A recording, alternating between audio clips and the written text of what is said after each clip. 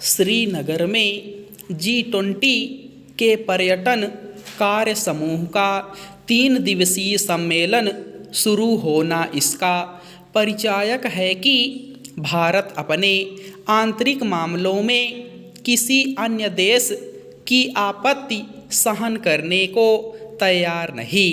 श्रीनगर में G20 से जुड़े आयोजन को लेकर पाकिस्तान के साथ ही चीन ने भी आपत्ति जताई थी, लेकिन भारत ने उसकी न केवल अनदेखी की बल्कि इन दोनों देशों को दो टूक जवाब भी दिया।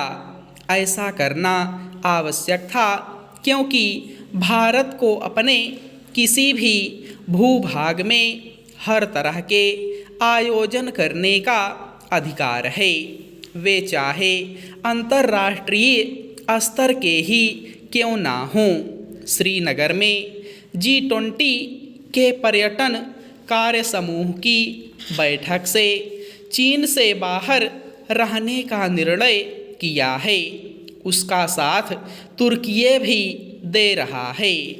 हो सकता है कि 1-2 अन्य देश भी इस बैठक में शामिल होने से मना करें, लेकिन इससे कोई फर्क नहीं पड़ने वाला।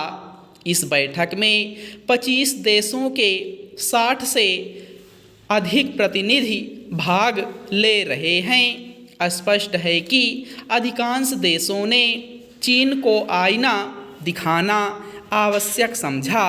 उनका यह फैसला चीन की फजीहत भी है और इस पर मुहर भी कि जम्मू कश्मीर से विभाजनकारी अनुच्छेद 370 खत्म करने का भारत का निर्णय सही था। चीन कश्मीर के मामले में अपनी फजीहत पहले भी करा चुका है।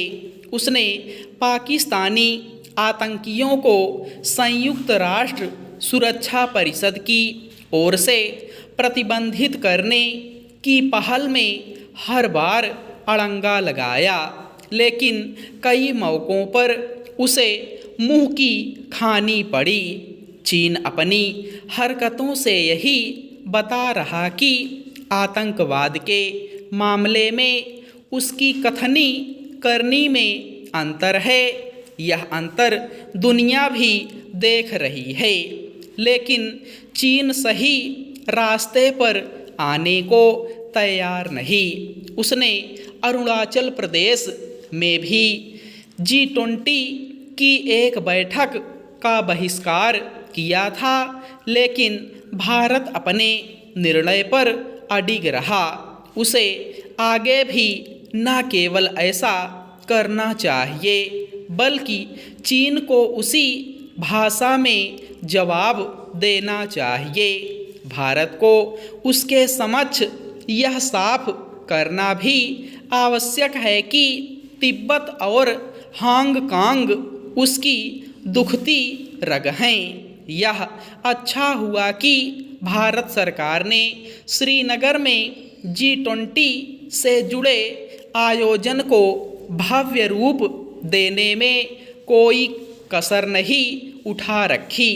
इस आयोजन के माध्यम से दुनिया को बदलते हुए जम्मू कश्मीर को देखने का अवसर मिलेगा। इसी के साथ उसे विश्व मंचों पर भारत की बढ़ती ताकत का भी आभास होगा। वह सभी महत्वपूर्ण अंतर्राष्ट्रीय मंचों पर जिस तरह विश्व समुदाय का ध्यान अपनी ओर खींच रहा है, उससे यही पता चलता है कि प्रधानमंत्री नरेंद्र मोदी के नेतृत्व में अंतर्राष्ट्रीय मामलों में भारत की भूमिका बढ़ रही है। इसका एक प्रमाण अभी हाल में हिरोशिमा में G7 की बैठक में मिला और फिर पापुआ न्यू गिनी में भी भारतीय प्रधानमंत्री जिस तरह जापानी मीडिया में छाए रहे, उसी तरह पापुआ न्यू गिनी और फिजी में भी।